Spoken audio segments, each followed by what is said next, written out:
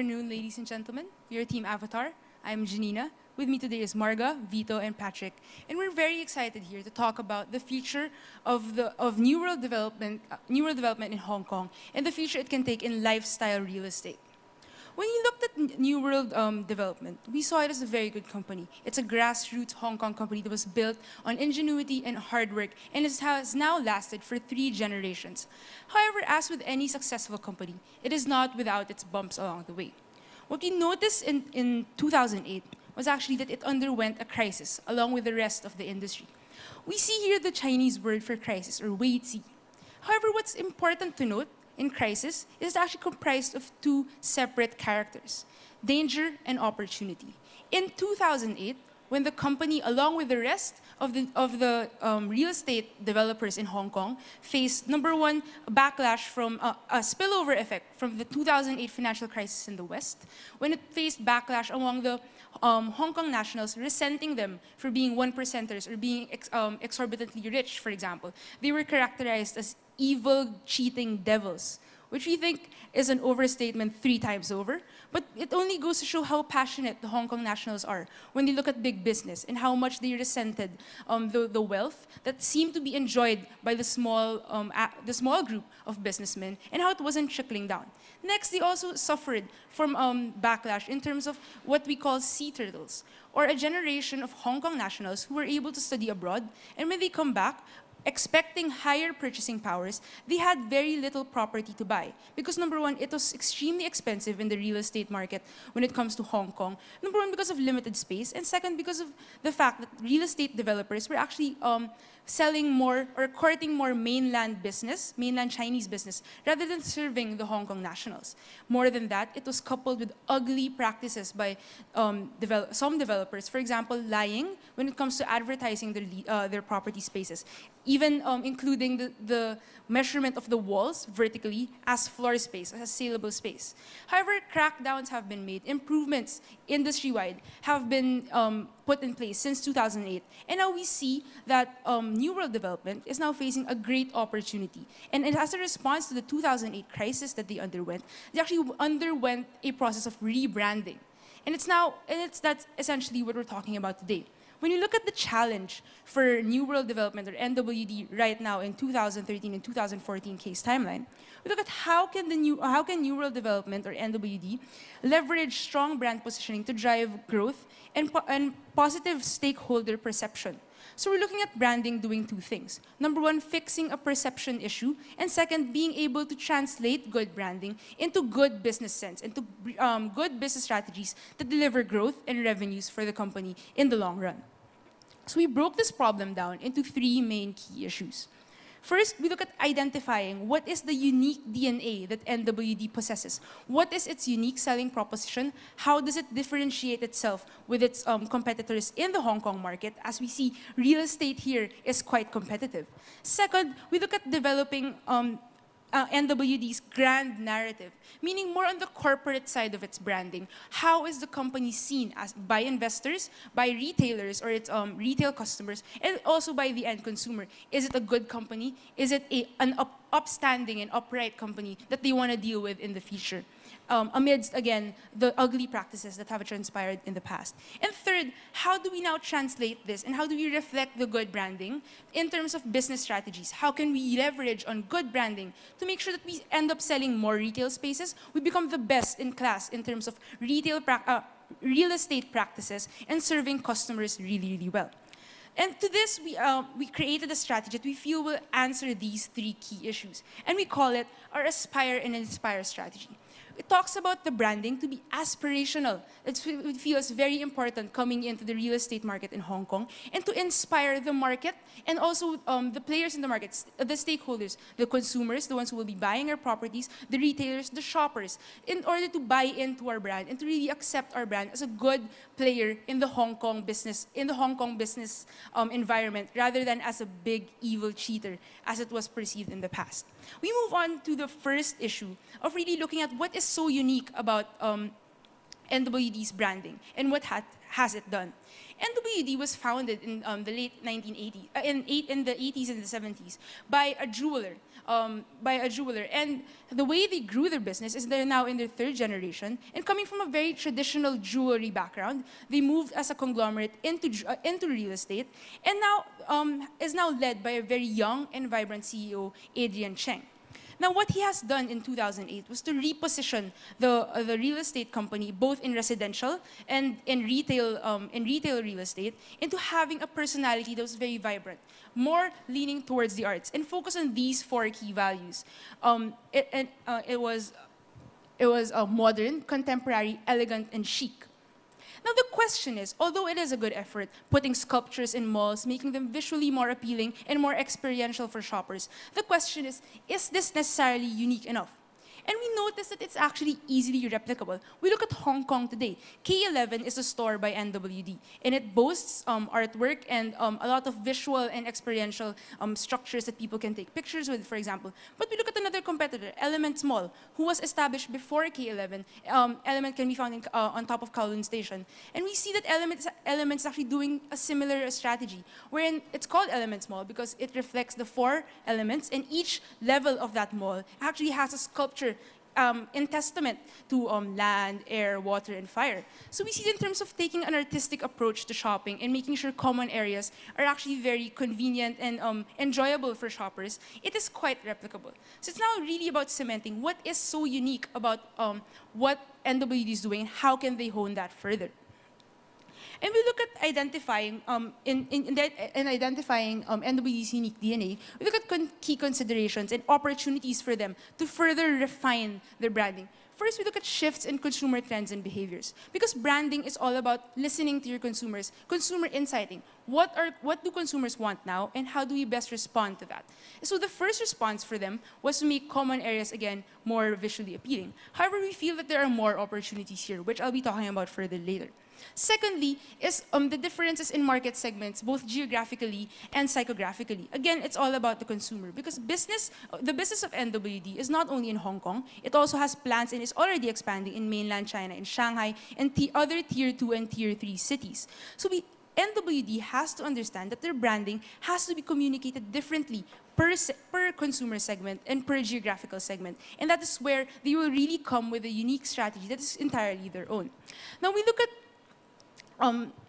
we look at consumer trends, for example, wherein people are becoming more individualistic, and shoppers are no longer shopping to get the approval of others, but rather to please themselves, or a what fits me kind of mentality in shopping. So that's something that NWD can adapt to really further urge the market or be first in terms of solving consumer pains.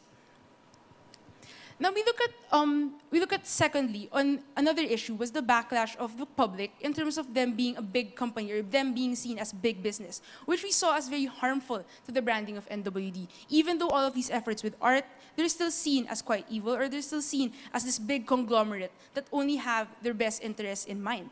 And we look at that backlash, and there is quite a response mismatch we saw in 2008. Although we commend the effort to rebrand NWD to be more artsy, to be more premium and luxurious, it actually fueled into what people thought of the company to begin with, that it was already big business. It was only for the rich, and we will never be able to afford property or the things that are being sold in retail shops that rent space from NWD. So there was quite a mismatch. And in fact, it was almost quite unrecognizable from the humble beginnings of where NWD began.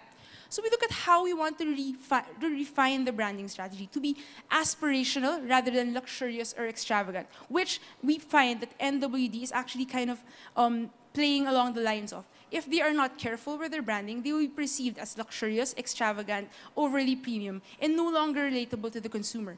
We feel that even though premiumness is a good branding strategy for them, they have to make sure that they're targeting the right people at the right times. And an aspirational strategy or an aspirational communication branding, rather than one that is extravagant and one that is quite unrelatable to the Hong Kong market, given the history of a resentment towards big business, we find that this will be much more palatable and much more conducive to what the brand wants to become.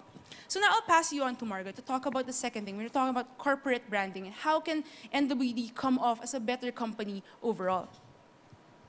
So thank you, Janina. So now that we've talked about the brand that the company is now trying to project, we talk about now their corporate branding as a company. Because right now, they're actually suffering from a really bad image caused by a number of things. And first being the bad practices in the past. So for example, as Janina mentioned earlier, they were actually seen as evil corporate giants, really trying to cheat their consumers. And this has been bad for all property dealers in China. And second, we look at the resentment against the rich, which Janina also mentioned earlier, and also the rebranding, which has led to the loss of its proud heritage. Because now, from being a proud Hong Kong company that was built from the ground up, really it now became, this artsy, fancy, new kind of product, new kind of company. And however, we see now that the opportunity in this problem is that we can actually use the original and the strong heritage that the company has, the rich Hong Kong heritage that it came from, to actually be able to show that it is a testament to the hard work and integrity of Hong Kong businessmen. So so this is what I was talking about earlier. So we see that originally, they were a Hong Kong company built from the ground up with its founder Cheng Yutong. And he was really seen as a hard-working person who was he was a self-made man, and people in Hong Kong respected that. However, now the current image is that it's a premium and luxury brand, and it is centered on the arts because again, Adrian Cheng, their new leader, is really he's very new-minded, new and bold and artsy. So, however, we want to change this current image and the current situation of their corporate brand, and we want to be able to put it together and really establish that they are really a Hong Kong brand which leverages on their origins as much as their current image. So we want to actually leverage on their origins in terms of their corporate brand and really incorporate that into their current image. And okay, so now we want their new grand narrative. Right now, the new story of a New World company to be that it is a Hong Kong company that has grown into a 21st century company, but has not forgotten its original and proud Hong Kong roots. And we see that we want it to be a symbol, actually a symbol of the Asian boom, the Asian economic boom, that somebody was able to build his career from the ground up and really be able to build his own career, build his own success on his own, which is something that Hong Kong businessmen are really proud of. Because really, let's face it, who would you trust more? The newcomer, coming in with a white suit, all proud and arrogant, with all about his art, or this strong, founded Chinese businessman who, he was a self-made man who really built his own career. So this is what we want to do with our strategy. Now, how do we communicate that now to the people so that they can trust us, so that they can believe that we are a good brand? We see now, okay, how do we communicate this? So first, we want to have a manifesto with the company values. We want to communicate this to the public, communicate it to the stakeholders, to retailers and consumers, so that they will be able to see that we really are a trustworthy brand. So we want to, the company values would be honesty, integrity, hard work, and a customer-first mindset. And then second, we also want to reflect and incorporate this heritage in the retail estate design so that you can see that although we are a new and fresh new company with this new great brand that's so artsy and modern, we also want to emphasize that we have these strong Hong Kong Chinese roots. And one way to be able to do that is to pay homage to the Chow Tai Fook store in the middle of their new real property developments. So imagine like a little sample store, a little mock store in the middle of their new malls. So this is what we want to do to be able to fix their corporate brand. So now I'll turn you over to Vito to discuss the rest of our presentation. Hello. Thank you, Margo. All right, so now let's move on to incorporating the branding into the business strategy for NWD. Because we said earlier that we wanted to create a branding that was more aspirational and less premium and less about just living the grand lifestyle.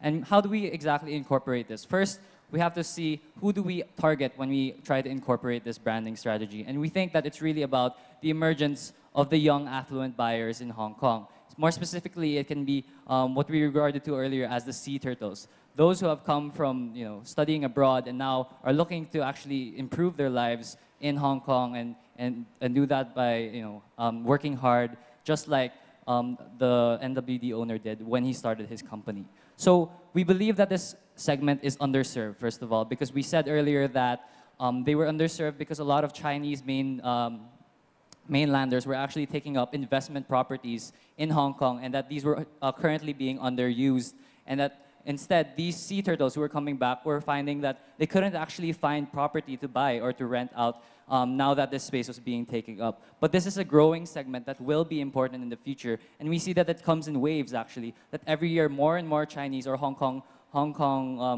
people are actually coming from outside, bringing in their experiences, bringing in their learnings, and actually trying to improve Hong Kong from the ground up. So we want to actually target these people. But how do we exactly target these people? First, we have to know the inside about them. And the inside about them is that these people are aspirational. These people want to actually have something that they call as their own.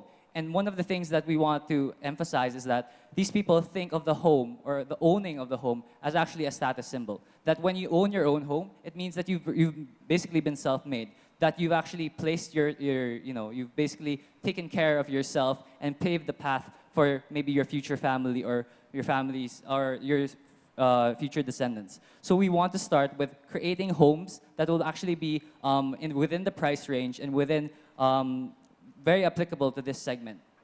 So what we want to do is to further establish the laddering and segmenting system that has already been in place in terms of the cards that NWD has had. Because in the past, NWD has had certain cards with certain benefits when it comes to discounts with regards to its establishments, in its malls. When you go into a mall, given a certain card, given you rank up points, you get certain discounts. But we want to extend that laddering to not just the cards, but extend it to actually properties, malls, and other real estate developments. Because we believe that that's the way that we actually characterize the type of aspirational branding that we want to espouse to these sea turtles.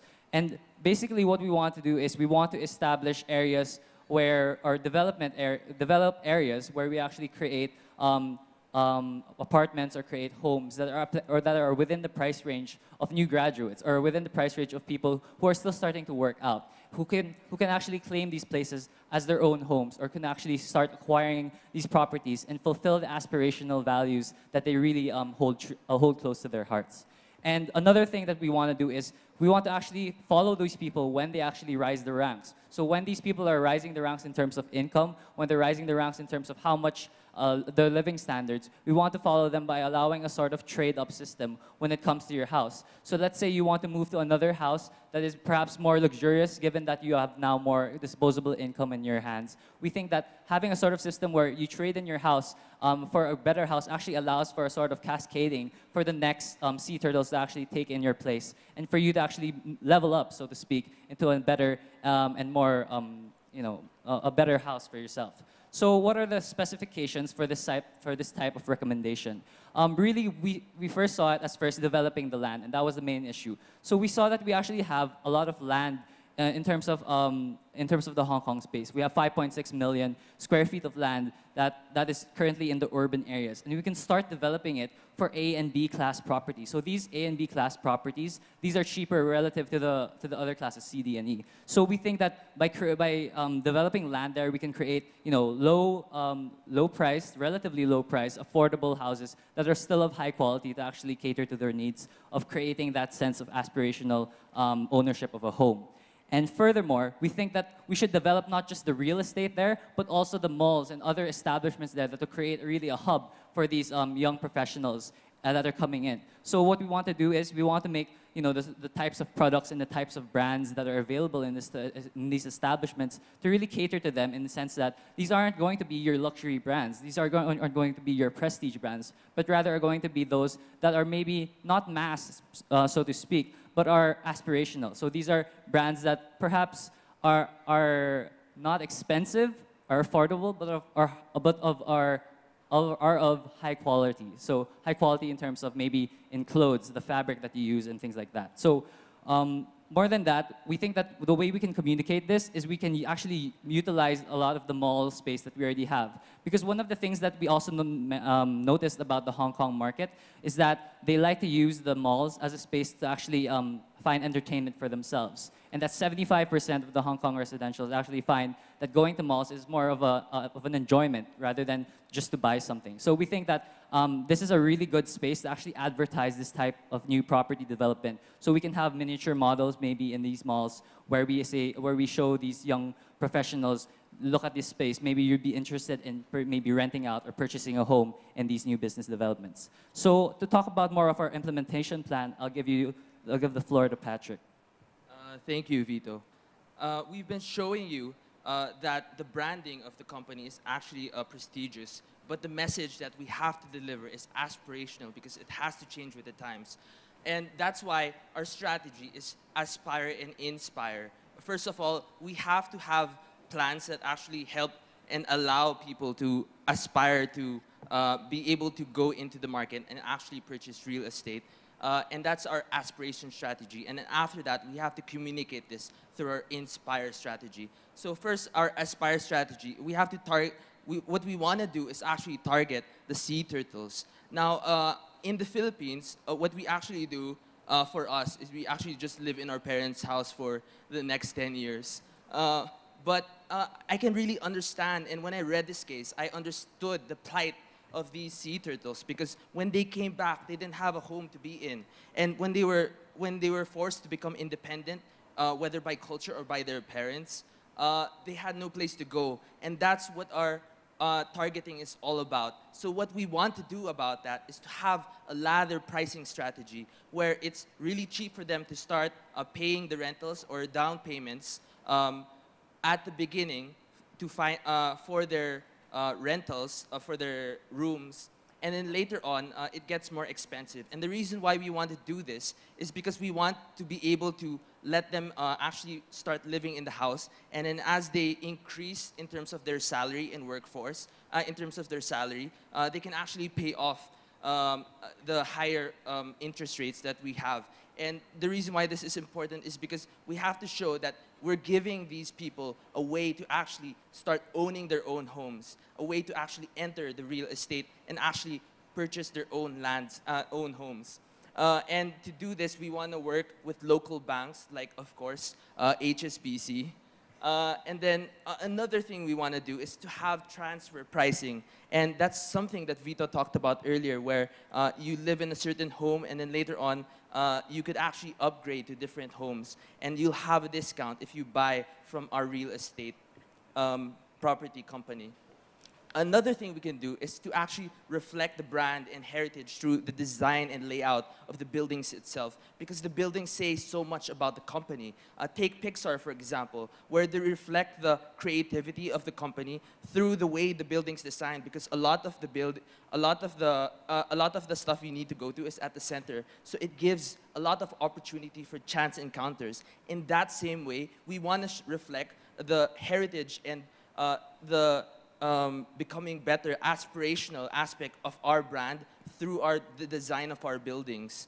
And to do this, we can involve local artists to actually think about how we can actually make this vision a reality. The next thing is to actually inspire, and to do that, we have to revamp our communication channels.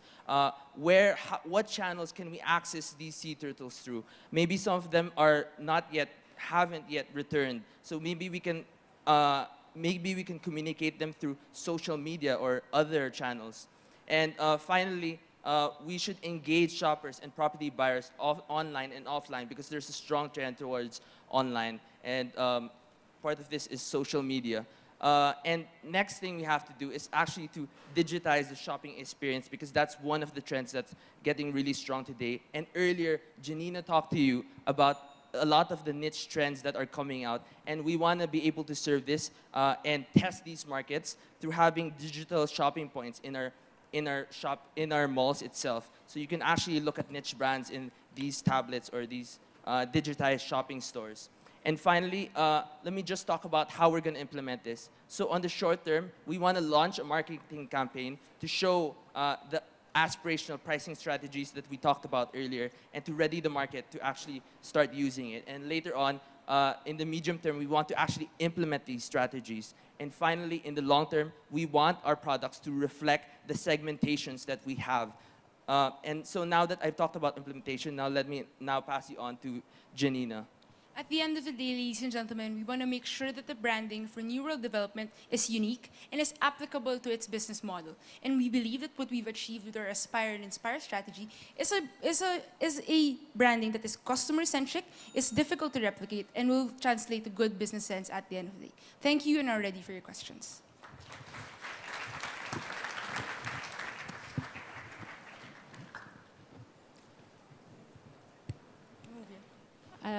I'm curious to understand, so you've described what you want to do. How do you convey that to the staff and to your teams if you're in New World Development? Thank you for that, ma'am. What we noticed about NWD and how internally to the people and to its employees, the heritage of the company is actually really important. Again, we went through the changes that NWD has gone through over the past 2 decades and how it's almost unrecognizable from where it began. So we feel that for example, the publishing of the corporate values as one thing, or publishing the manifesto of the company does not only serve the stakeholders externally, but internally as well. Making sure that, for example, your retail agents are following the same code of ethics or code of values that you want to espouse outside the market. So it's all about cascading the messaging and the branding, not just outside, but also internally, because we feel that, of course, the way the market views our company is reflected into our people, and how we develop property, how we do business deals, how we sell to consumers. Again, how do we communicate, for example, if we're selling property, that this is, we're not lying in terms of advertisement. We're not making miniature chairs to make a space look bigger, for example. So it's about transparency and integrity. Those are things that really come from leadership. And we feel that the leadership of NWD is actually competent enough and is actually there. It can actually espouse these values. It's all about cascading them. And we begin that by making sure that you solidify your branding, you know your direction, and you cascade that both internally and externally as well. I think more than that, I think a lot of our business developments or what we propose actually says more than anything we could just tell them. We could tell employees that now we're going for more aspirational and not just going for a more premium look for the brand. But really, when you have developments that are first starting out for A and B type properties and later on growing to C and D properties and allowing people like your customers to actually start out in A and B properties and moving up that ladder, and you're telling your employees that this is the direction of the company, as well as having malls where you center them with your heritage, basically by having a sort of replica of what the original store of the company was actually like, and you have your employees see that being built. Then I think that says anything more than just telling them that this is the direction the company wants to go. So I think that by actions more than words, we can actually have that sense of change in the direction of the company just by good business sense and good business direction. Hi. You talked about the growing trend of using digital and internet. In this case, we see the mall being opened, and obviously there are retailers that are in the mall. So with the change in this trend, of course there are challenges that these retailers would face. So as a New World Development, as a company, what do you think they could have done or they should do to actually encourage customers to come out of their home and do face-to-face shopping? I think first of all that we shouldn't try to think of these things in isolation, and we should actually implement a sort of omni-channel strategy in which the online is present in the malls itself, but also part of the malls can be experienced online. And I think the way to do that, when we discussed earlier, was maybe having tablets up in the malls that show possible discounts that are available or things like that, leading people to actually explore the malls. But more than that, I think the trend of online being more popular is also complemented by the trend of people seeing malls as more of an experience rather than just a way to buy products. So just the fact that you have an online channel doesn't mean that people will stop going to malls. We think it's the other way around, in fact, that having the online channel to actually push for people to go to the malls to buy the products or to have the experience of the mall and then explore it further, we think that will actually push for both channels, and you can actually have both channels supporting each other. So we don't think that's going to stop people from going to the malls and simply looking to the online channels to buy products. Just maybe a specific example of this would be another consumer trend that was on the rise, particularly in Asia, was that when people go to malls, they go in groups. That's the first thing, with their families. And second, it's not necessarily a utilitarian visit, meaning they don't really go to a mall with an intention to buy immediately.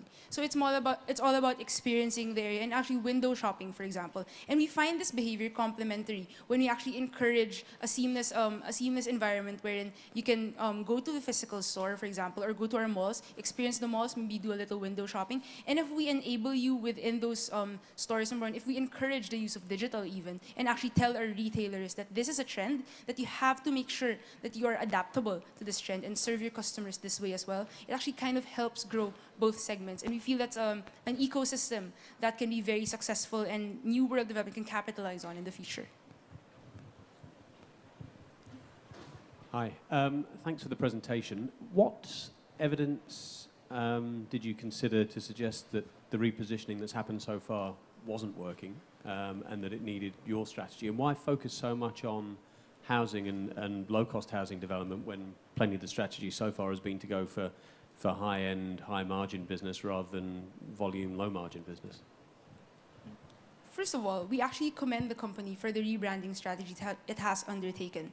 However, we feel that the weakness in the rebranding was that it is still not unique enough, or it is actually quite replicable, as we discussed earlier. So it's not really a complete overhaul of the direction that the company went. We agree that making malls more experiential, going in more to the arts, that's something we support, and that's something we really like about the branding. However, really focusing on the consumer, making sure that you are the real estate developer that puts customers first, meaning you listen. That is why in our implementations, there is no one mall layout or one store mix that we can suggest, because we feel that the market in Shanghai is going to be different than the K11 mall in Tsimsha-Tsui, or the ones that are going to be built in Guangzhou, for example, in other tier 2 and tier 3 cities in the mainland. So it's all about, we want just an overall branding of customer centrism that we feel will be important.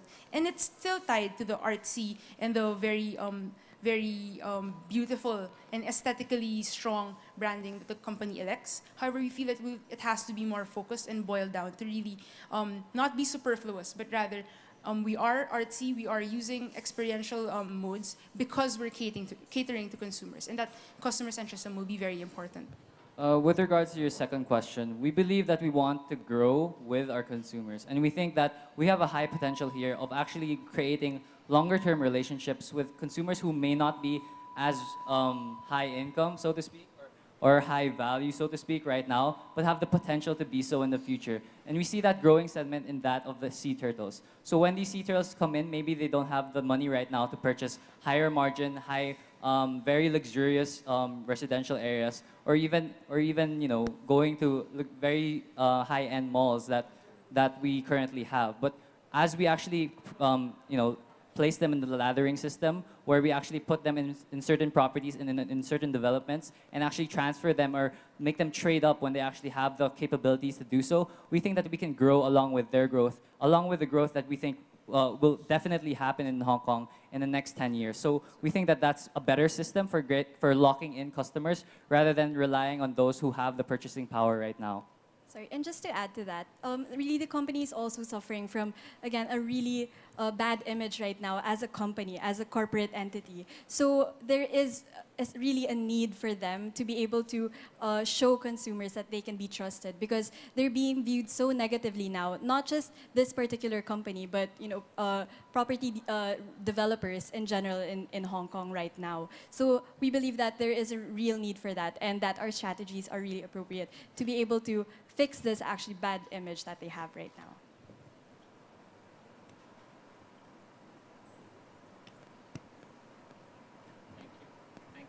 Thank you. Thank you very much.